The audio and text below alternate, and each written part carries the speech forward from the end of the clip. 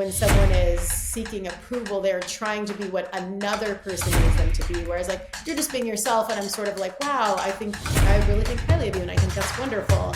So it's just kind of fun. I'm super pumped for this conversation. It's an awesome conversation that I have in mind because I literally just watched your TED Talk.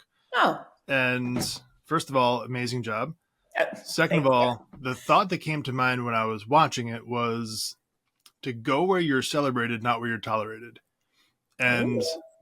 I really love that about your spirit and your vibe, and even just literally how we just started this show. For people who've just met each other, the energy is off the charts. And I think that a lot of that has to do with the authenticity that you bring to it. Mm. So honor to you for starting out right out of the gate with that.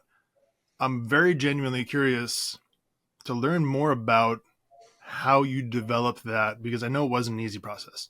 That's a good question. Yeah, it's a lifelong endeavor. I will say that. Right. Honestly, it really starts with me being a young person, just like we all are, who have parents who are trying to form us in the way that they think will be the best for us to survive or be okay or whatever their values are, right? Yeah, honestly, I just was like a major people pleaser in a big way. I was trying to be everything for everyone. I was the peacemaker in my little family of origin. I was everyone's best assistant and therapist. And damn, it was exhausting. Yeah, I'm sure. But like even in the career sense, right? I know that your original trajectory was obviously different than what you're doing now.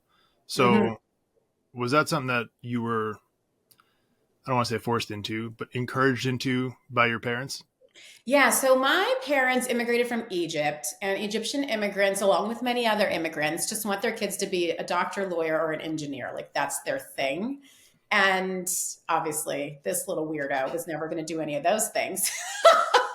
So I kind of knew early on, like, dang, I don't really fit the mold of what they want for me, but I really do want that love and approval that they are handing out for me checking those boxes. Like, I want Right. that. So I had like this major inner struggle of, do I get to be who I actually am? Or do I get to be loved? Like I didn't see that I was going to get both. It was like you either fall in line and do what they want and you get the approval and the love, or you be yourself and you're this kind of like outcast weirdo, like disappointment, you know? Right. So the original strategy was to fall in line. You know, I tried really hard. I went to college. I would have loved to major in philosophy or art or dance or something really kind of like nebulous and esoteric. I would have loved that. But I didn't have the guts at that point to be myself. So I just fell in line. I didn't go all the way. I didn't like major in engineering and like hate my life. I did communications. I was like, okay, Pretty they safe. won't be afraid I'll be a starving artist, but I do find humans interesting. So like this might work out, you know? So I did that, graduated, got my first job. And at that job, 3 months in, I was very uncomfortably, which you might have learned from the TEDx talk, sexually harassed. Buzzwords, hashtag me too, the controversy. Let's make it awkward so fast, Jim. Here we Let's go. freak out your Jump right in. listeners. Yeah, so literally 3 months in, this guy walks into my office, closes the door behind him, uncomfortable already, hovers over my desk, and basically says, if you don't lose your attitude, I'm going to bend you over this desk and spank you. And I'm like a 22 something, 23 child who just graduated college. I'm like, I don't know what's happening. Like, I don't know why this is happening. So I just kind of put on my best tough girl face and told him that wasn't going to happen and that he needed to get out of my office. I told my direct supervisor, and he was super upset. So then he told his direct supervisor, who was super upset. Then the two of them went to the CEO, and they had me come into a meeting. And in no uncertain terms, the CEO just kind of looked me in the face and said, "But you can still work with him, right?" I mean, like he was just joking, right? And that was that moment where it was like, okay, do I be myself and be honest and say, no, he wasn't just joking, and I actually don't think I can work with him because that was very disrespectful, like to the nth degree? Or do I fall in line and say what the CEO wants me to say and be a compliant, approval seeking, safe person who survives? So in the moment, I held back my tears and I opted to be safe. And man, every day of my life after walking out of that office felt like when I would go into work, it would like just strip a little more dignity out of my self-esteem. Like it was just like, man, it just like grated on me. I probably went suited up and fought traffic and showed up to that job probably for like an entire year after that happened, maybe even a year and a half. It was very bad. It was very bad and depressing for me. And so what ended up happening, the thing that sort of like catalyzed the version of me you see today who opts for authenticity instead of people pleasing, was a seminar. I think that's really what like kind of had me enter into the coaching industry. I had a friend, she was like, "You don't seem happy. I'm going to recommend the seminar." I honestly was like, I don't need a seminar. I am too cool for school. That's for people who need help. And I've checked the boxes. Like, I'm good. But after I got over my ego, I just was like, all right, let's go to the seminar. So I went, crossing my arms, irritated, didn't really want to go, just wanted my friend to get off my back, asking for my money back like a real sweetheart. And yeah, it was great. They basically said, listen, you can get your money back after you finish the seminar, but you have to do the whole thing. And if you get nothing out of it, we'll give you your money back. I was like, all right.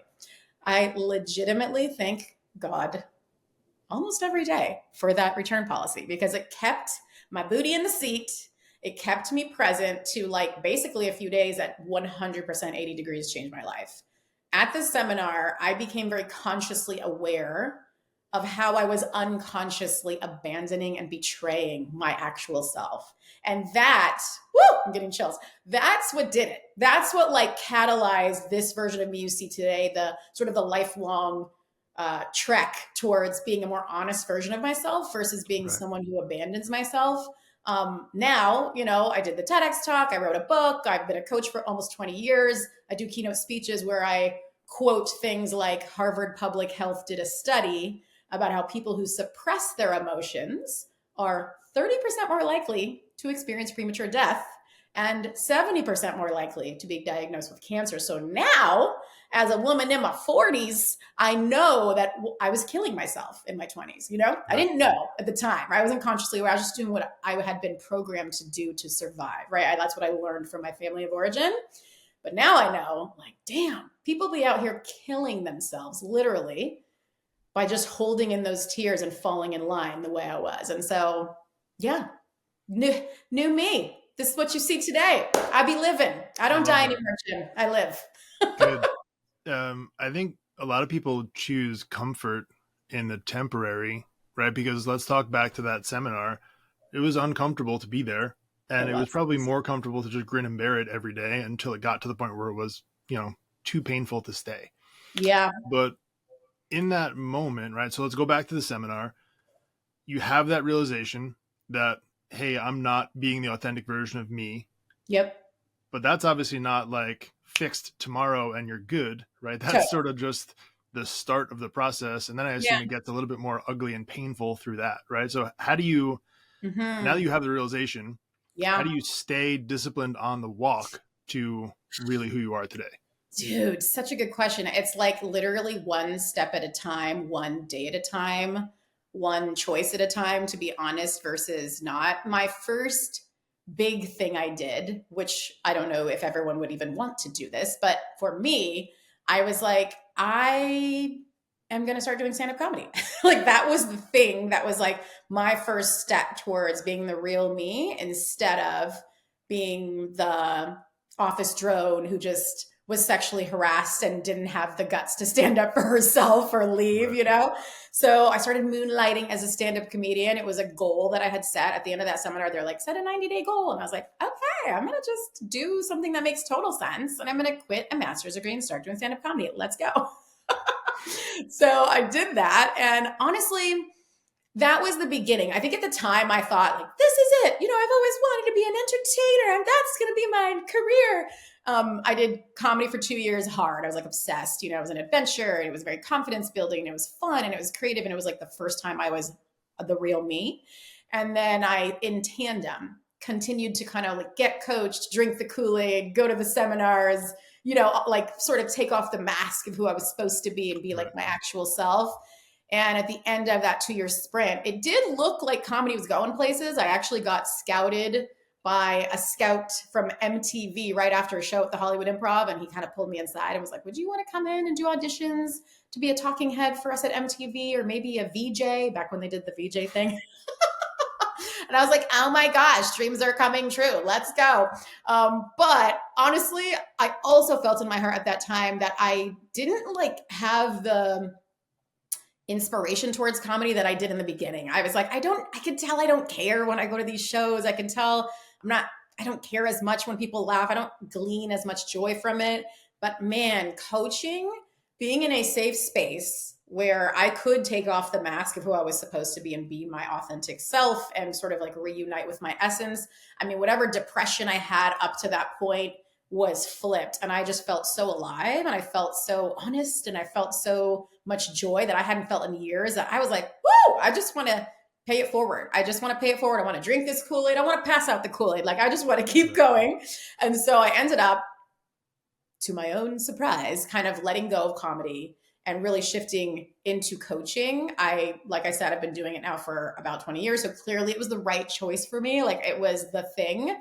It not only changed my life, but now I've spent my life changing other people's lives in this way. And so, yeah, to your question, I think there's no wrong way to do it. It's sort of like you just make choices that are honest. You just make choices that are authentic. You just don't make a habit of abandoning your truth anymore. Like, I know women who have been in marriages where they've been treated very poorly and, mentally, emotionally, financially abused. There's infidelity, and they stay for the kids, but it's not the truth. You know what I mean? It's not the truth for them. They don't actually want to be there. They're abandoning themselves because they want to fulfill this role of a good mother. And I can completely honor that. Are you kidding? Like, that's literally one of the best, most beautiful things you could do, is be a good parent to your child.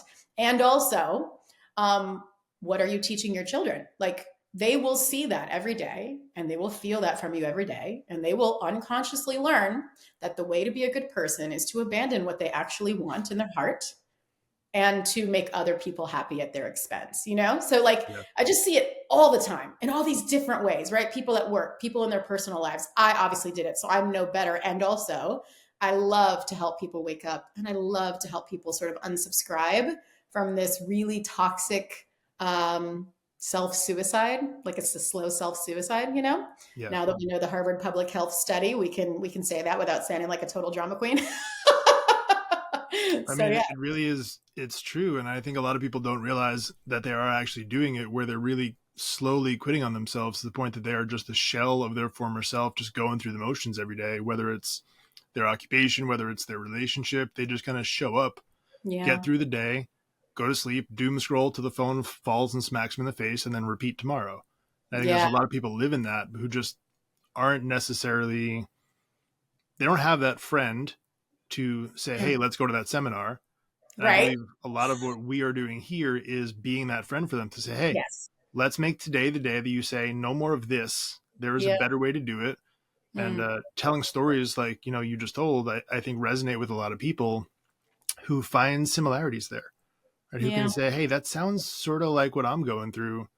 But if we don't have the courage to pursue what really lights us up and who we really are, how many more people get stuck in just slow quitting? It's crazy. Exactly. Gosh, Yeah. you said it so well. Slowly quitting on themselves. And that's really it. Like, yeah, like I felt it in my 20s. I was quitting on myself, right? And then I feel like I sort of came alive at that seminar, was like, whoa. And I saw that I was quitting on myself, and I decided to stop, right? It was just like, whoa, I'm not going to do that Right. anymore. I'm going to go do this crazy thing. I'm going to do comedy. I'm going to be this person. I'm going to like honor my truth. And here we are 20 years later. And now it's the norm, right? Like, you see, I'm growing out my gray hairs, Jim. Now I'm like, it's like fun for me now. Like, how honest can I be? Like, how much could I just be like the actual truth, not only for myself, but also, like you said, to just be like, dude, you don't have to like play these games where you're trying to look a certain way or trying to be, it's fine. Like, you get to be human and you get to be imperfect. And can we all just like make it okay for each other and sort of collectively unsubscribe from these weird, toxic, like completely impossible social norms that have been created in the past? Like, can we Right. just make them in the past? One of my favorite movies is The Matrix. And I feel like when I watched it, I was just like, oh my God, it's an amazing movie. You know, Neo like doesn't think he's the one. And then he is the one. And he's all like dodging bullets. And you're like, it's amazing. But I feel like after I had my awakening and like wrote my book and really thought about it, I was like, damn, I really feel like that's what you and me and people who are in this kind of conversation are kind of doing, is like helping people unplug from this matrix that actually is like a slow quitting on yourself or like a slow death, so Yeah. that they can come alive. And it might be uglier and it might be gritty, you know, it's not going to be all pretty and perfect and whatever, but it's going to be real and you're going to truly live. And then you get to like figure out who you actually are and fulfill your purpose and potential. And what I really want for everyone is to help them avoid that number one regret of the dying. I know I mentioned that in the TEDx talk.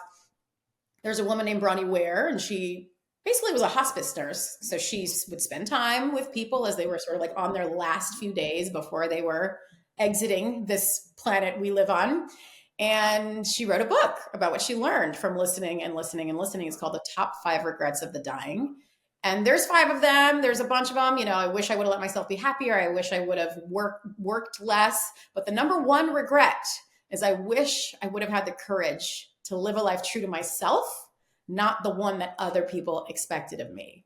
Yeah. And that just freaking like, ooh, dagger to the heart, because like I know that pain, right? I only did it in my 20s. I stopped right around 25 after that seminar. Thank God for that, because I've had time to like unravel that and avoid regrets by living my purpose and doing my thing. But it's crazy how many people are living life half alive, half awake, right? And they are on a path to slowly quitting on themselves and slowly dying. They are on a path to having major regrets on their deathbed. I mean, like, talk about like a midlife crisis. I think that's what a midlife crisis is. You spent 40 years of your life or 45 years or whatever, kind of not being the truth of yourself. And then you're like, I hate my life. Like, I actually hate my life. And then you start freaking out and doing all this weird stuff. I luckily just had a quarter life crisis instead of waiting till midlife. Yeah. So, you know, I hope it happens for everybody earlier. So, yeah. Do you think we can give people permission to be their authentic self right now? Because I feel like what I'm hearing you say is this is a choice. A lot of people are choosing to live this life where they are looking for the approval of other people who really don't care anyway. And I think that's such a freedom point for people to realize, like, no matter what you do, people are going to judge you, whether you are quote unquote normal or your authentic self. You're going to be judged for it regardless. And oftentimes you're being judged by people who aren't happy with themselves either. So you're being held to standards that you are creating that do not make any sense. And you are consciously choosing to subject yourself to a life of less than, when you could just choose to be your authentic self, still be judged the same amount, but have a really freaking fun time doing it. Exactly. Yes, Jim, let's give them permission right this second, 100%. And you definitely nailed it with like, it is definitely a choice. I think that's what I learned at that seminar was like, oh, I'm making choices that make me miserable. I don't think I had quite landed on that before. And so that was the like, I'm in a 180-degree stop. I'm going to make choices that don't make me miserable. And I was lucky to have an intervention type event, right? I think to that point of it being a choice, I think the hard thing about it is I think most of the time it's an unconscious or subconscious choice, right? Like I was just living out what I had been taught. Survive. Don't be like a whistleblower or a problem person, like go along to get along and keep the harmony, right? A lot of that is from my cultural background. They're not like Egyptians are not big on conflict. They're big on harmony. They're like big on saving face. Like, oh, it's fine. It's fine. It's fine. Brush it under the rug. So I was kind of making unconscious choices. And I think that's what a lot of people are doing is they are not giving themselves permission. They are slowly quitting on themselves. They are betraying themselves. They are making choices that actually make themselves miserable because they are honoring their programming, whatever they were programmed when they were in their family of origin. And it's not our parents' fault. They tried, man. They did their best. You know what I'm saying? It's really up to us as adults at this point to make a different choice. And the only way you can really know if you need a different choice is really by like the barometer of how you feel in your life. Like, do you have a high level of misery? Like, are you going through life half alive? Like, just like you said, like doom scrolling and like, you know, fighting traffic and kind of just really just not feeling alive, if that's what's going on for you, then I think a different choice. Like, yeah, like if you need this podcast to give you permission to make a different choice, then this is it. This is your sign, people. Like, make that different choice, because no one can change your life for you. No one can do it. Not your mama, not your daddy, not your homies, not your brother, your sister. Ain't nobody going to do it for you, because they cannot. They cannot. And a lot of the times people don't even feel comfortable when you do it, right? Like, they're like, whoa, like what are you doing, Shereen? You're doing comedy? Like, that's really weird. And I would never do that. So I'm uncomfortable with you doing that. Right. People will do that a lot until you've done it for 2 years and MTV is scouting you. And then all of a sudden they're like, oh, that's really cool. Look at that thing you did. Like, my mom judged me so hard for my career choices until, honestly, until I got a TEDx talk. You know what I mean? She needed the stamp. And that was, do you know how many years I had put in the game at that point? Like, I was Yeah. a coach for so long before I wrote my book and before I did the talk. But people need other people's approval before they are willing to approve. And that's like not my business. That's not your business. Like, who cares? Like you said, like, they might care about you, they might not care about you, but either way, they're not going to be the one who's on your deathbed with regrets. Like, you got to do it for yourself. Ain't nobody going to do it for you. Can't nobody do it for you. So, like, yeah, Jim, let's give them permission, baby. Let's do Let's it. go. I love that. And I love how you mentioned the story about your mom too, because I think it really makes it relatable for a lot of people who live with a parent, a sibling, a relative who judges them for things because it's outside of their version of normal. Right. Right. So a lot of people are going to judge you based on what they define as normal, but you also have to understand, for them, they grew up with their own set of parents who put them under some strict set of rules, Exactly. and that was normal for them. Yeah. The world now is very different. Mm-hmm. And again, like you said, they're not going to be the ones who have to live your life for the rest of it. You are. Yeah. Right. So I think, for me personally, I've had a lot of uncomfortable conversations with family, friends about those things, and said, hey, this is what I'm doing. I don't need you to come along. I would love if you did. Yeah. If you don't approve, also fine. I'm doing that. Right. So this is for me. Don't take it personally. I'm not, I literally had this conversation with my father yesterday Oh, about, great timing, yeah. Love it. his version of being a parent, being a father, was very different from mine. When he was raised on, hey, you're the first one out of the house, you're the last one home, you're going to provide for your family, and that's what he did. Okay. And throughout his childhood, he didn't receive the love and affection that I wanted. Right. And I was sort of a filtered down version of that, where he did literally the best that he possibly could from removing any of the quote unquote negative from his dad, adding as much positive as he could, but it still wasn't necessarily the recipe that I needed. Right. So the first 6 years of my son's life, what I did was I woke up every day, 3 o'clock in the morning, went to work, came home 8 o'clock at night. I provided for my family, quote unquote. Okay. Yeah. Right. So that was what I received as the definition of normal from my dad. And I said to him yesterday, hey, this is nothing personal, right? You did the literal best that you could. What I needed was something different. Right. And so what I'm doing now is providing that level of different to my son. And we're having the conversation that if I do something you don't approve of, you can check me on it. Right. My 11-year-old son will call me out sometimes, be like, hey, Dad, you're not living to the standard. And I receive that. Oh, I love this so much, Jim. Yes. But it's for real. And I think a lot of times we don't realize, hey, us in our 30s, 40s, we're still figuring this out for the first time. Yeah. Right. We look at it like, oh, we're supposed to be 40 years old. We're supposed to have the answers and figure it out. We don't. Okay. This is still the first time we're doing this thing. Yeah. Right. We've never been this age before, in this situation before. Right. So for some reason, we forget that we're still supposed to be learning from people around us, and not excluding people who happen to be younger than us because they have a different perspective. Totally. So I want to know from you, from a family perspective, when it comes to your relationship with your husband, your relationship with your kids, how does that journey look compared to, the first part we talked about, where you're going from just people pleasing to the authentic version of yourself? How do you walk that out in those relationships? Deep. Let's go, Jim. First of all, what an amazing and beautiful story. I am So happy for you and your son having an honest, authentic relationship where the power dynamics are not all in your favor, right? Like he gets to have a say, he get his what he thinks and feels matters. And also, kudos to you for having an honest conversation with your dad about like, hey, it's just going to look different. You know, you did your best and it might have been a different recipe than I wanted. And so I'm doing my best. And I Right. just, oh, it's so good. It's so good. It's so good because it's like you are making a conscious choice. You were, for the first 6 years, acting out of programming, right? Conscious or Yeah. sorry, unconscious or subconscious choices being made based on what you had seen when you were, what was the norm for you as a kid.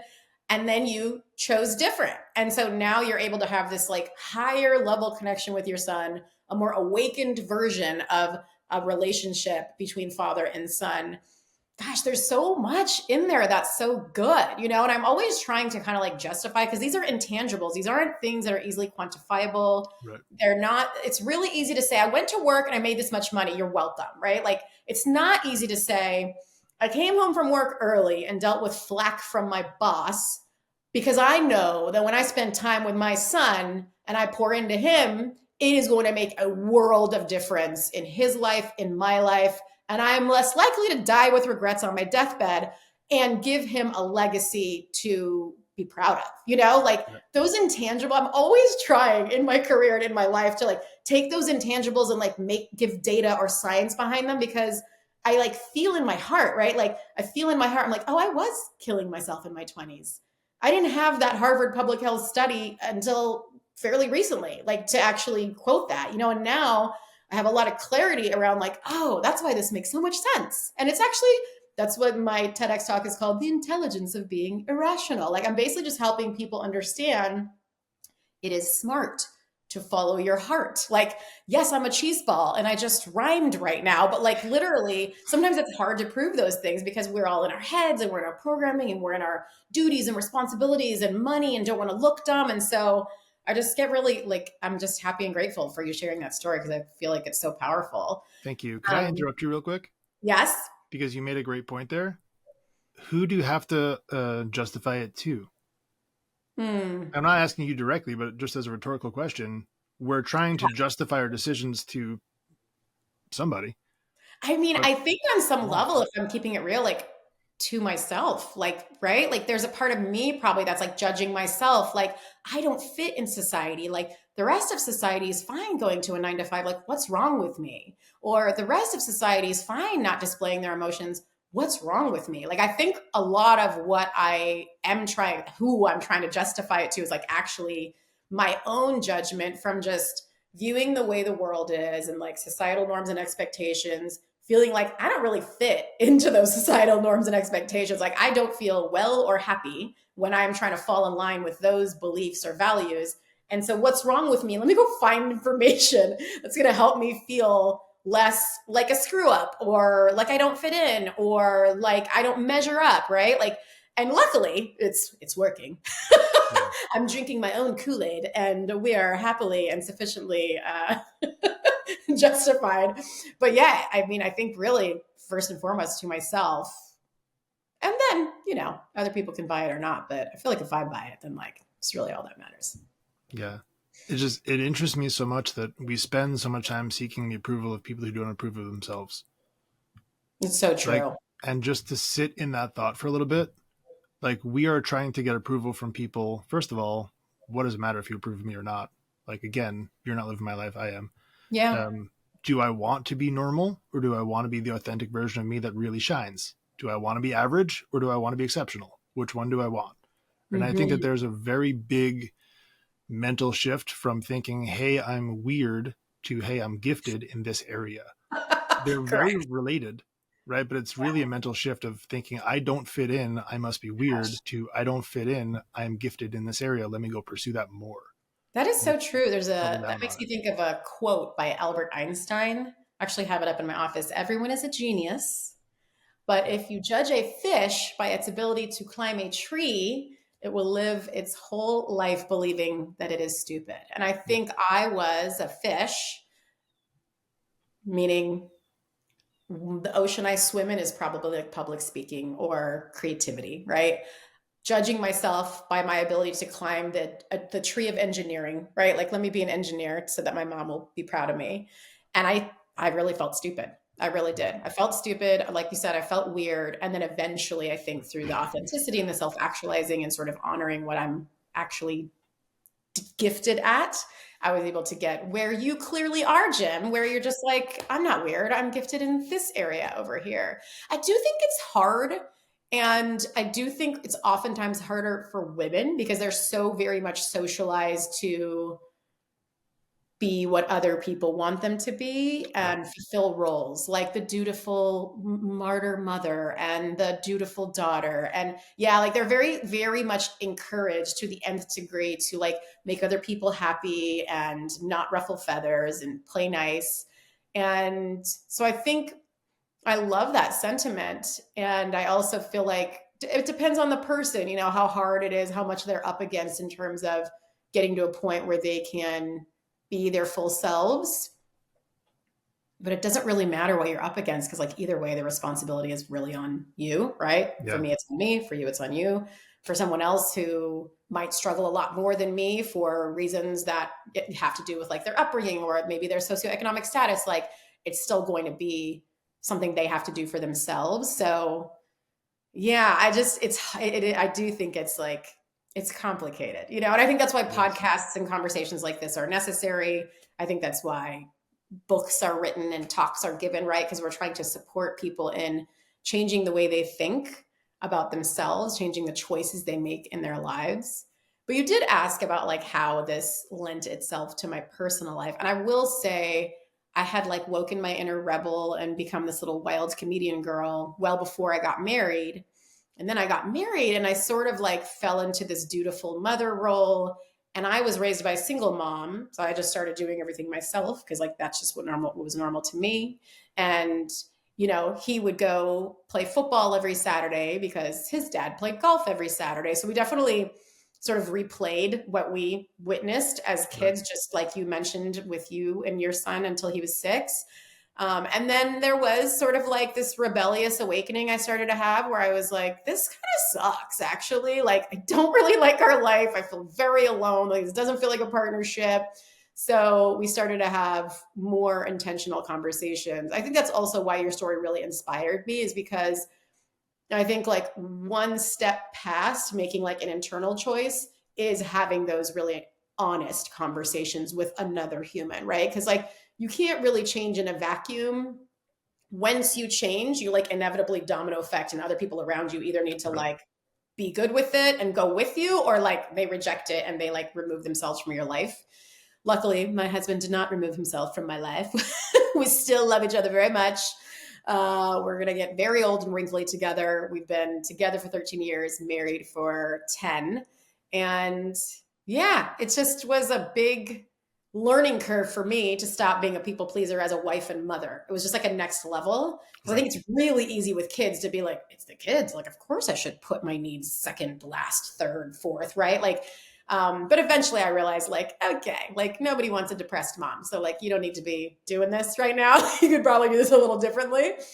And part of that was us actually moving. We used to live in Santa Monica and we moved to Indianapolis because we were like, well, I think we're going to be happier, like just being in a different space where it feels like it's easier to be a parent and like we could send our kids outside to like run around the neighborhood and it feels safe. So, yeah, there was almost like an environmental change that I think helped us shift our dynamics in our marriage. And now we feel very happy, balanced. I would say the power dynamics feel really equally distributed, and we just operate much more like partners than single people who had kids together, you know? Yeah. I love that. It reminds me a little bit of when you mentioned that quote from Albert Einstein before.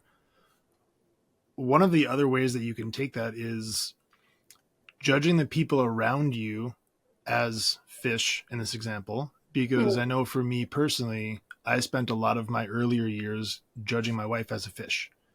And I would be really upset being like, why can't you climb that freaking tree? And until I realized, hey, she's a totally different person than me. I can't Mm-hmm. judge her by how I would do something. I have to Mm-hmm. start celebrating who she is, right, and stop Yep. trying to understand and figure it all out and just celebrate who she is. Because there were a Yeah. lot of times where I would take offense to certain things that she didn't do. Hmm. Okay. And I'm like, man, you're not acting as the wife that I want you to be. Hmm. Also, not who she was, but it was an unrealistic expectation, an Hmm. uncommunicated need, Yeah. and it created conflict for literally no reason until we started to figure out who we were authentically and then Mm-hmm. act that out.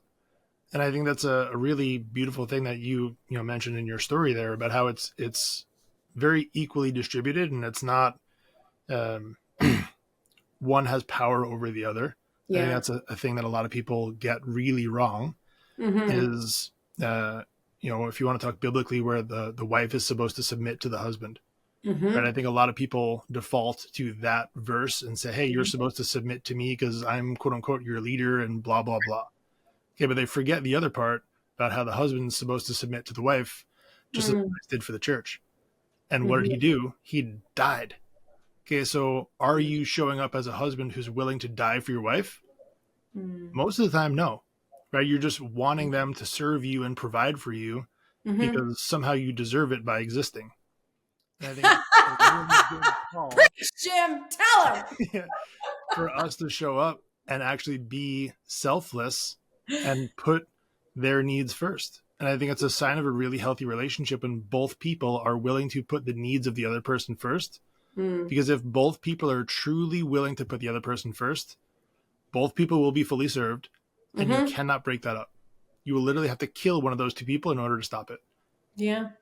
And I love that about, you know, how you describe your relationship. And I think it's a really healthy thing for people who are looking to have a great relationship, have a great husband and wife dynamic, be great parents. And I Mm-hmm. believe a lot of that starts with being your authentic self and not really caring about fitting into a certain role or a certain stereotype or whatever it is, but just being willing to be you and not Yeah. worry about the judgment or the criticism from, hey, maybe the decisions you make are going to look a little bit different than the decisions your mom made. Mm-hmm. And I'm sure there's a lot of times where she'll give you some criticism, or I don't know your mother-in-law relationship, but you know that dynamic exists, right? So there's always some level of criticism and judgment coming in, but ultimately, to go back to what we said 30 times at this point, who's living your life? You are. Right? Yeah, I love Yeah. that. Yeah. So now let's look at a little bit of what's next for you, because I think all too often we get to the spot where like I kind of have it figured out. I got some good stuff going. Hmm. And then a lot of people tend to hit cruise control and we slowly dip back into that slow death thing where we're not Mm-hmm. growing. Mm-hmm. So is there a part of you that has this relentless drive to continue finding out who you are even more authentically?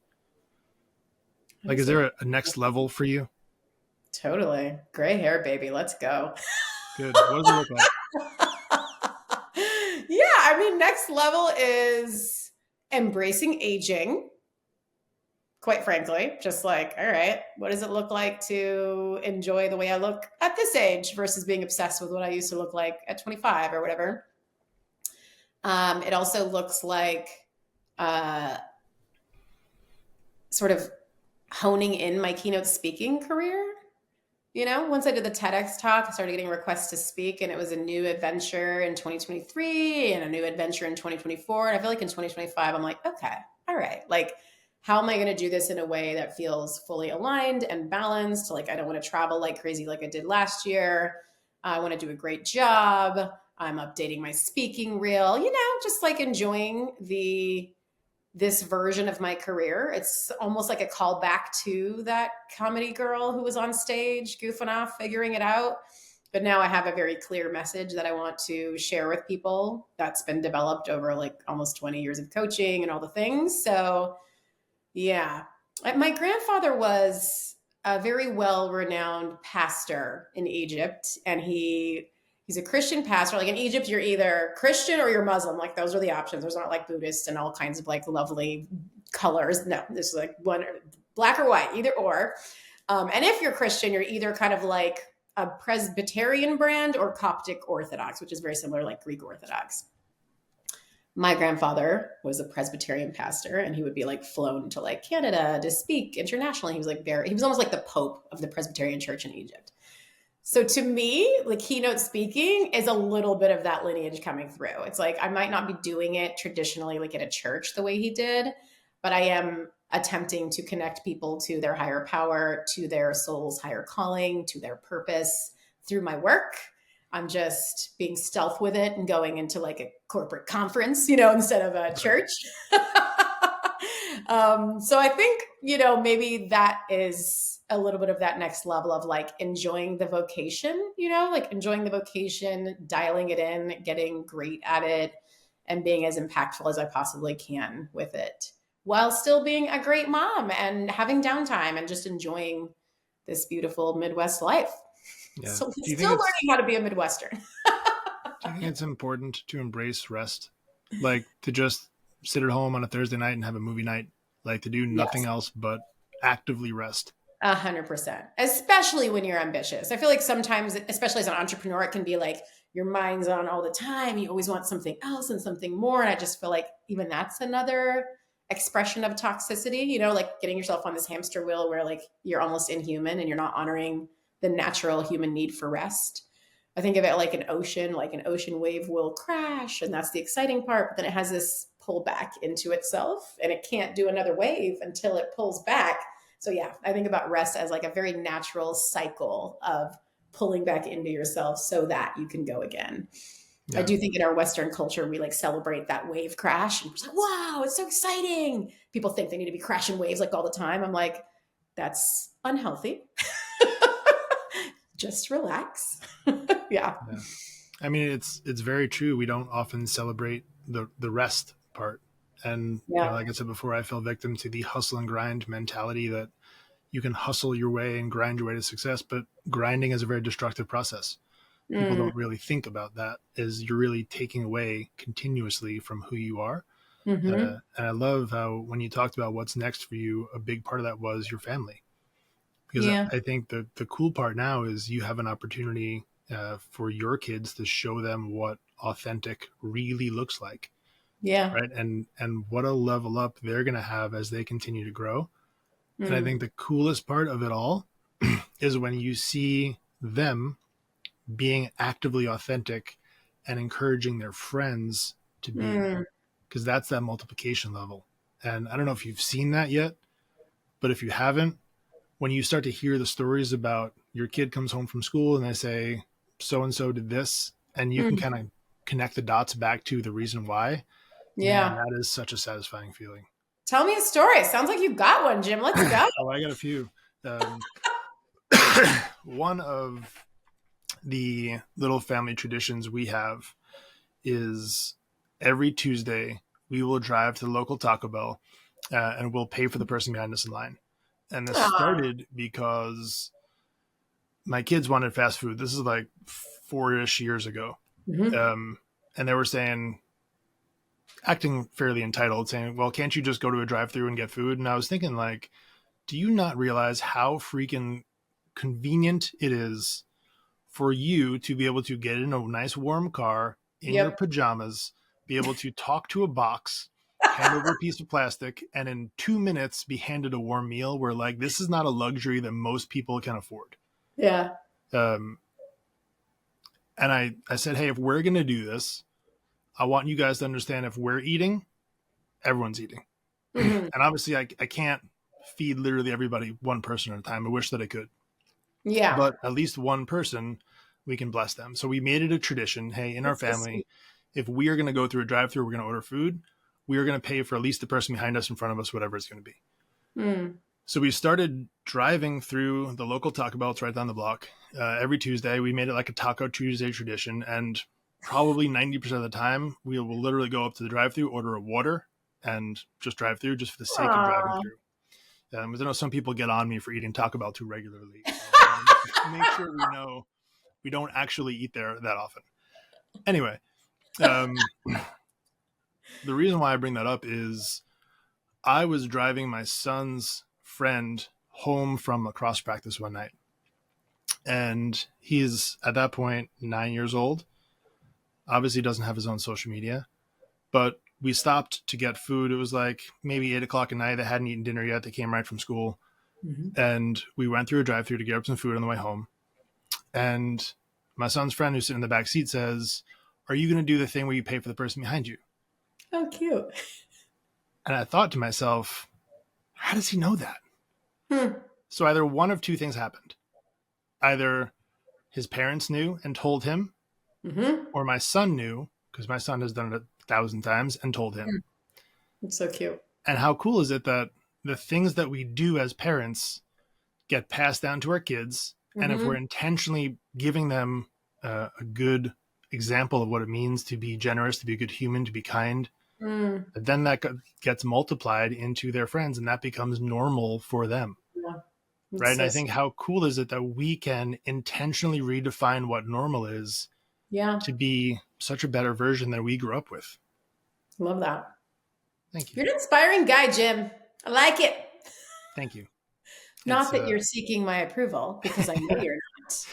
But I you am know. not, but it's fun. And I think I want to also highlight in this part of the conversation right now, we are working technically. Yeah.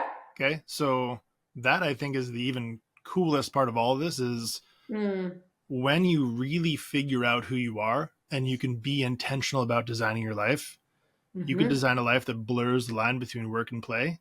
Because it Yes. doesn't feel stressful for me to wake up in the morning and say, "Oh, I have a podcast at 9:30. I have to do X, Y, and Z." Nope. Cool. I get to have a conversation with a really interesting person that Yeah. I know someone's going to benefit from, and then I can Yeah. go and carry on with my day. And I I love think that's an awesome part. And I want to honor you for being the authentic version of yourself and it. encouraging people to be rebellious against the norms and Thank be you. their authentic self. Because, man, how cool would the world be if we had more people who did that? Exactly. Yes.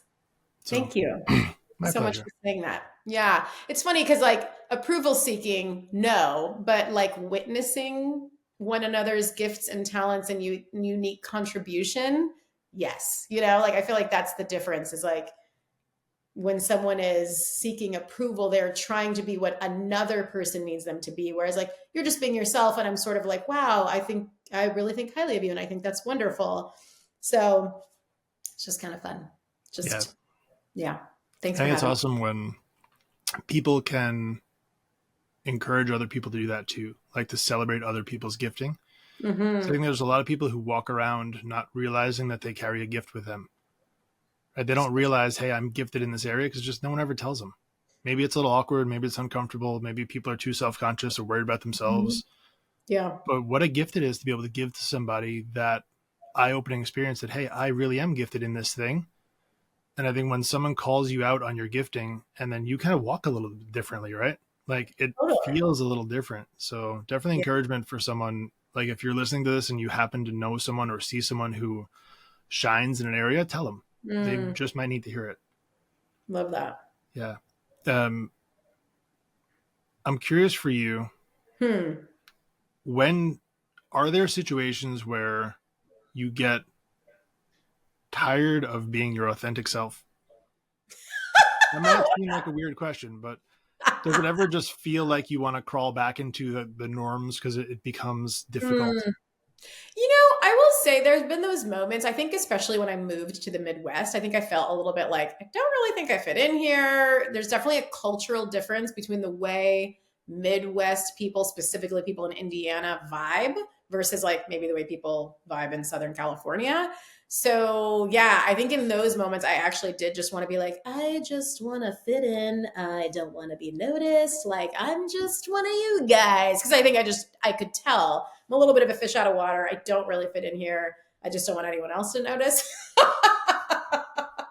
I eventually got over that though. I think anytime I'm doing that kind of a thing, it's really bred out of like insecurity or discomfort, not wanting to, I don't know, be found out for being like, the weirdo that I truly am. But the truth is, whenever I actually connect with someone who gets me and I get them and we vibe, it's like, oh my God, the weirdo in me loves the weirdo in you. And it's the best, Like Yeah. I don't actually feel emotionally fulfilled and satiated by a relationship where I'm trying to be normal. Because really what I'm doing is wearing a mask, not being myself.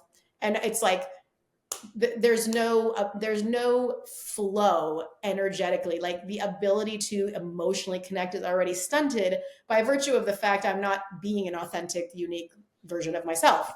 Right. So any connection I have with you is based on a role I'm playing or a mask I'm wearing, and it's actually not me, right? It's just like fake. So yeah, I would say like maybe there's moments of it, just like, an extenuating circumstance or something. But most of the time, I'm either with people, and I'm in my 40s now. So like I either have friends where I could just be 100% myself and there's zero need for that kind of a thing, or I'm alone. Like those are the options. I really Right. don't play in the space of like, oh, like putting on like fakey fake, pretenses, and I don't do it. I just like, yeah, it's just not my thing. Like if somebody needs that and that's their style, they're not my people, and I don't need to be in that space. So very few and far between, I guess, is the short answer after I just Yeah. gave you the longest answer ever.